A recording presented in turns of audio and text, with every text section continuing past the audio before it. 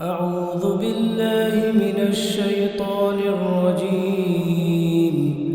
بسم الله الرحمن الرحيم. والنازعات غرقا والناشطات نشطا والسابحات سبحا فالسابقات سبقا فالمدبرات أمرا يوم ترجف الراجفة تتبعها الرادفة قلوب يومئذ واجفة أبصارها خاشعة يقولون أئنا لمردودون في الحافرة أئذا كنا عظاما نخرة قالوا تلك إذا كرة خاسرة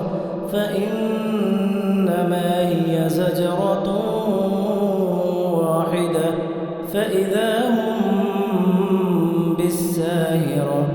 هل أتاك حديث موسى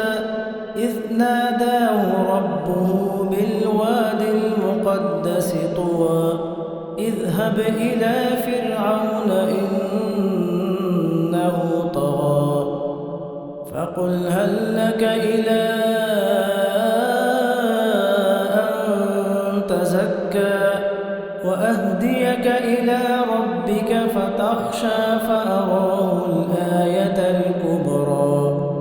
فكذب وعصى ثم أدبر يسعى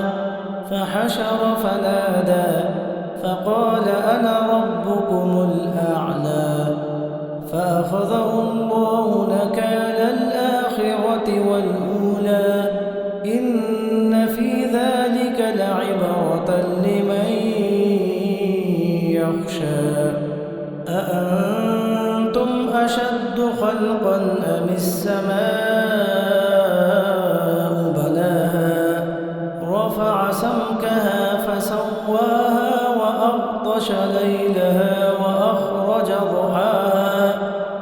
والأرض بعد ذلك دحاها أخرج منها ماءها ومرعاها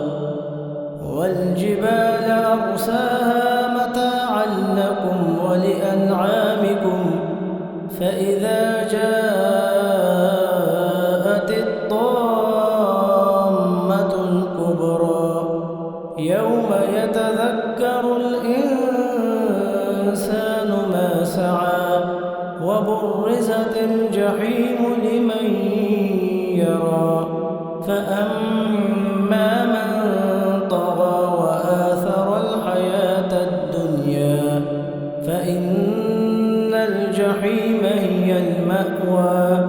وأما من خاف مقام ربه ونهى النفس عن الهوى فإن الجنة هي المأوى يسألونك عن الساعة أيان مرساها فيما أنت من